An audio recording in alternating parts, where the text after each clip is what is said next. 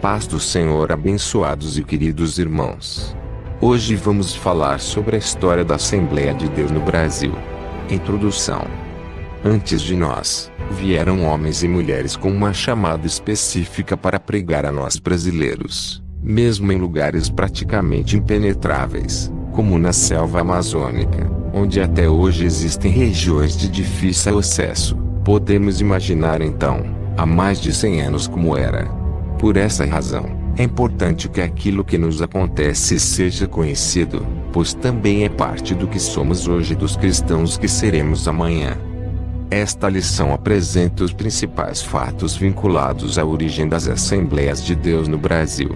Conhecer um pouco da nossa história, como igreja, como dito, é de vital importância, uma vez que vamos fazer parte dessa mesma história de agora em diante. A origem, antes de chegar ao Brasil. A origem das Assembleias de Deus está no fogo do reavivamento que varreu o mundo no século XX, especialmente na América do Norte. Da mesma forma ocorreu com os discípulos e os seguidores de Jesus, durante a festa judaica do Pentecoste, no início da igreja primitiva, conforme está escrito em Atos 2. Os participantes desse reavivamento contemporâneo foram cheios do Espírito Santo. Assim, eles foram chamados de pentecostais. Exatamente como os crentes que estavam no cenáculo, os precursores do reavivamento do século XX falaram 3 metros outras línguas que não as suas originais quando receberam o batismo no Espírito Santo. Outras manifestações sobrenaturais, tais como profecias, interpretação de línguas, conversões e curas também aconteceram.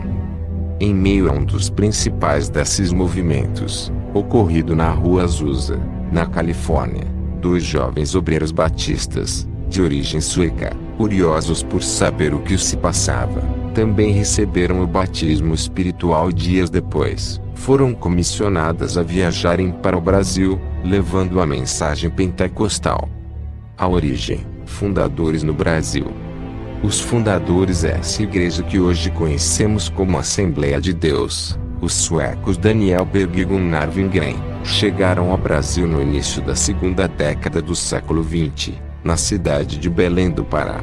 Em 19 de novembro de 1910, ninguém poderia imaginar que aqueles 2 jovens seriam o estopim de Deus para o início do grande mover espiritual, conhecido como Movimento Pentecostal, que alteraria profundamente o perfil religioso e a ar social do Brasil e do mundo por meio da pregação do Evangelho de Jesus Cristo. Daniel Berg e Gunnar Wingren pregavam a atualidade do batismo no Espírito Santo, bem como dos dons espirituais.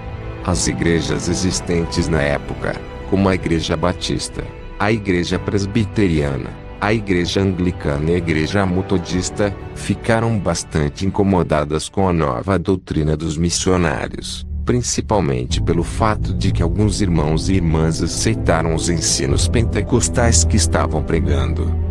Uma dessas irmãs foi Celina de Albuquerque, que no dia 18 de junho de 1911 recebeu a promessa do batismo espiritual.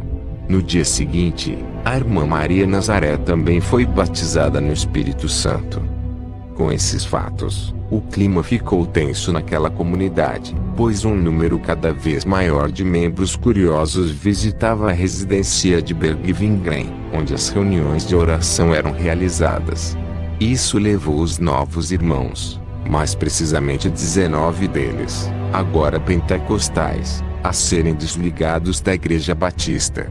A partir de então, eles se organizaram e fundaram a Missão de Fé Apostólica, em 18 de junho de 1911, que mais tarde, em 1918 passou a ser chamada de Assembleia de Deus, denominação que permanece até os dias de hoje.